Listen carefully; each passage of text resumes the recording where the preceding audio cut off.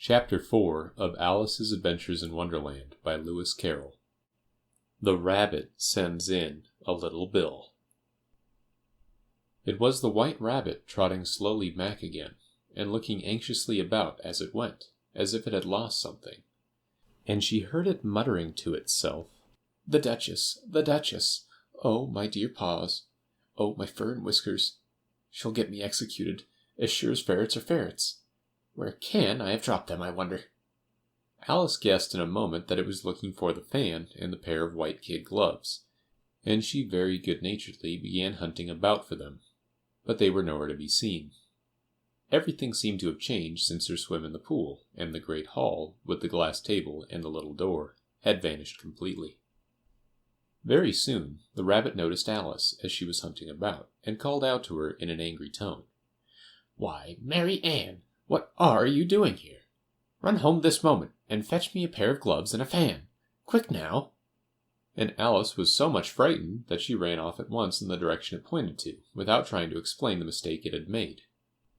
"He took me for his housemaid," she said to herself as she ran. "How surprised he'll be when he finds out who I am.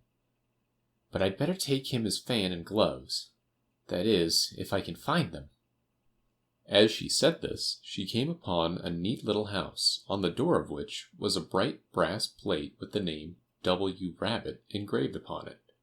She went in without knocking and hurried upstairs, in great fear lest she should meet the real Mary Ann, and be turned out of the house before she had found the fan and gloves. "How queer it seems," Alice said to herself, "to be going messages for a rabbit. I suppose Dinah will be sending me on messages next." And she began fancying the sort of thing that would happen. "Miss Alice, come here directly, and get ready for your walk." "Coming in a minute, nurse. But I've got to see that the mouse doesn't get out." "Only I don't think," Alice went on, "that they'd let Dinah stop in the house if it began ordering people about like that." By this time she had found her way into a tidy little room, with a table in the window, and on it, as she had hoped, a fan and 2 or 3 pairs of tiny white kid gloves. She took up the fan and a pair of the gloves, and was just going to leave the room, when her eye fell upon a little bottle that stood near the looking-glass. There was no label this time with the words, "Drink me," but nevertheless she uncorked it and put it to her lips.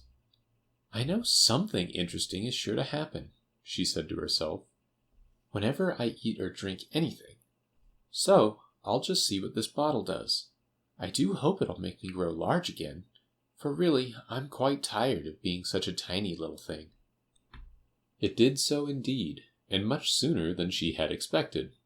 Before she had drunk half the bottle, she found her head pressing against the ceiling, and had to stoop to save her neck from being broken. She hastily put down the bottle, saying to herself, "That's quite enough. I hope I shan't grow any more. As it is, I can't get out at the door. I do wish I hadn't drunk quite so much." Alas, it was too late to wish that.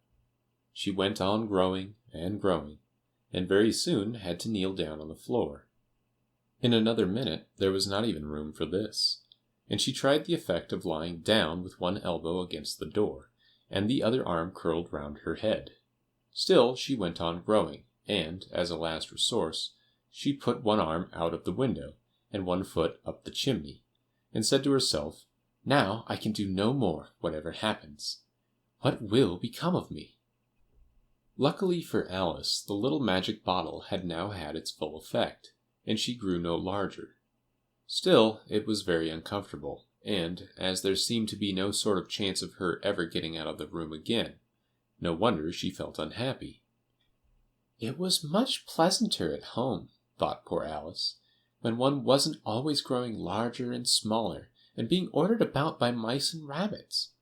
I almost wish I hadn't gone down that rabbit hole. And yet, it's rather curious, this sort of life. I do wonder what can have happened to me. When I used to read fairy tales, I fancied that kind of thing never happened, and now here I am in the middle of one. There ought to be a book written about me, that there ought. And when I grow up, I'll write one. But I'm grown up now, she added in a sorrowful tone. At least, there's no room to grow up any more here. But then, thought Alice, shall I never get any older than I am now? That'll be a comfort, one way, never to be an old woman. But then, always to have lessons to learn? Oh, I shouldn't like that. Oh, you foolish Alice, she answered herself. How can you learn lessons in here? Why, there's hardly room for you, and no room at all for any lesson books. And so she went on, taking first one side and then the other, and making quite a conversation of it altogether. But after a few minutes she heard a voice outside, and stopped to listen. "Marianne, Marianne," said the voice, "fetch me my gloves this moment." Then came a little pattering of feet on the stairs. Alice knew it was the rabbit coming to look for her, and she trembled till she shook the house, quite forgetting that she was now about 1,000 times as large as the rabbit, and had no reason to be afraid of it. Presently the rabbit came up to the door, and tried to open it, but as the door opened inwards, and Alice's elbow was pressed hard against it, that attempt proved a failure. Alice heard it say to itself, "Then I'll go round and get in at the window." "That you won't," thought Alice, and, after waiting till she fancied she heard the rabbit just under the window, she suddenly spread out her hand, and made a snatch in the air. She did not get hold of anything, but she heard a little shriek and a fall, and a crash of broken glass, from which she concluded that it was just possible it had fallen into a cucumber frame, or something of the sort. Next came an angry voice, the rabbit's. "Pat! Pat! Where are you?" And then a voice she had never heard before. "Sure then, I'm here, digging for apples, your honor." "Digging for apples indeed," said the rabbit angrily. "Here, come and help me out of this." Sounds of more broken glass. "Now, tell me, Pat, what's that in the window?" "Sure, it's an arum, your honor." He pronounced it arum. "An arm, you goose? Who ever saw one that size? Why, it fills the whole window." "Sure, it does, your honor. But it's an arum for all that." "Well, it's got no business there, at any rate. Go and take it away." There was a long silence after this, and Alice could only hear whispers now and then, such as, "Sure, I don't like it, your honor, at all, at all." "Do as I tell you, you coward." And at last she spread out her hand again, and made another snatch in the air. This time there were 2 little shrieks, and more sounds of broken glass.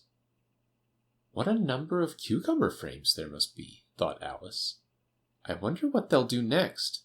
As for pulling me out of the window, I only wish they could. I'm sure I don't want to stay in here any longer." She waited for some time without hearing anything more. At last came a rumbling of little cartwheels, and the sound of a good many voices all talking together. She made out the words, "Where's the other ladder?" "Why, I hadn't to bring but one." "Bill's got the other." "Bill, fetch it here, lad." "Here, put 'em at this corner." "No, tie 'em together first." "They don't reach half high enough yet." "Oh, they'll do well enough. Don't be particular." "Here, Bill, catch hold of this rope." "Will the roof bear?" "Mind that loose slate." "Oh, it's coming down. Heads below." A loud crash. "Now, who did that?" "It was Bill, I fancy." "Who's to go down the chimney?" "Nay, I shan't. You do it." "That I won't, then." "Bill's to go down." "Here, Bill. The master says you're to go down the chimney." "Oh, so Bill's got to come down the chimney, has he?" said Alice to herself. "Shy, they seem to put everything upon Bill. I wouldn't be in Bill's place for a good deal. This fireplace is narrow, to be sure. But I think I can kick a little." She drew her foot as far down the chimney as she could, and waited till she heard a little animal, she couldn't guess of what sort it was, scratching and scrambling about in the chimney, close above her, Then saying to herself, "This is Bill," she gave one sharp kick and waited to see what would happen next. The first thing she heard was the general chorus of, "There goes Bill!" Then the rabbit's voice along, "Catch him! You, by the hedge!" Then silence, and then another confusion of voices. "Hold up his head. Brandy now. Don't choke him. How was it, old fellow? What happened to you? Tell us all about it." Last came a little feeble squeaking voice. "That's Bill," thought Alice. "Well, I hardly know. No more, thank ye. I'm better now. But I'm a deal too flustered to tell you. All I know is something comes at me like a jack-in-the-box, and up I goes like a skyrocket." "So you did, old fellow," said the others. "We must burn the house down," said the rabbit's voice, and Alice called out as loud as she could, "If you do, I'll set Dinah at you." There was a dead silence instantly, and Alice thought to herself, "I wonder what they will do next. If they had any sense, they'd take the roof off." After a minute or two, they began moving about again, and Alice heard the rabbit say, "A barrowful will do to begin with." A barrowful of what? thought Alice. But she had not long to doubt, for the next moment a shower of little pebbles came rattling in at the window, and some of them hit her in the face. "I'll put a stop to this," she said to herself, and shouted out, "You'd better not do that again," which produced another dead silence. Alice noticed with some surprise that the pebbles were all turning into little cakes as they lay on the floor, and a bright idea came into her head. "If I eat one of these cakes," she thought, "it's sure to make some change in my size, and as it can't possibly make me larger, it must make me smaller, I suppose." So she swallowed one of the cakes, and was delighted to find that she began shrinking directly. As soon as she was small enough to get through the door, she ran out of the house, and found quite a crowd of little animals and birds waiting outside. The poor little lizard, Bill, was in the middle, being held up by 2 guinea pigs, who were giving it something out of a bottle. They all made a rush at Alice the moment she appeared, but she ran off as hard as she could, and soon found herself safe in a thick wood. "The first thing I've got to do," said Alice to herself, as she wandered about in the wood, "is to grow to my right size again, and the second thing is to find my way into that lovely garden. I think that will be the best plan." It sounded like an excellent plan, no doubt, and very neatly and simply arranged. The only difficulty was that she had not the smallest idea of how to set about it. And while she was peering about anxiously among the trees, a little sharp bark just over her head made her look up in a great hurry. An enormous puppy was looking down at her with large round eyes, and feebly stretching out one paw trying to touch her. "Poor little thing," said Alice in a coaxing tone, and she tried hard to whistle to it, but she was terribly frightened all the time at the thought that it might be hungry, in which case it would be very likely to eat her up in spite of all her coaxing.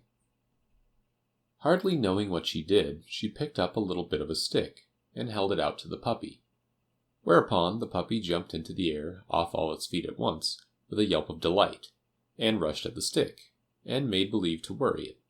Then Alice dodged behind a great thistle, to keep herself from being run over, and the moment she appeared on the other side, the puppy made another rush at the stick, and tumbled head over heels in its great hurry to get hold of it.